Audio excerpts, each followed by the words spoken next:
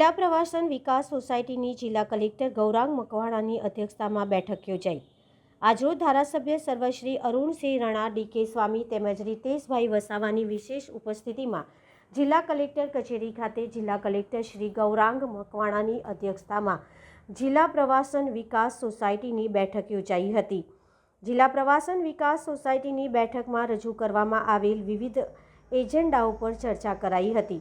આ બેઠકમાં નર્મદા પરિક્રમા વાસીઓને પ્રાથમિક સુવિધા મળે તે અર્થે વમલેશ્વર પ્રોજેક્ટ, કબીરવડ, અંગારેશ્વર, મંગલેશ્વર અને શુકલ તીર્થના વિકાસ પ્રોજેક્ટનું પ્રેઝન્ટેશન ઉપસ્થિત સૌએ નિહાળ્યું હતું। ભરૂચ જિલ્લાના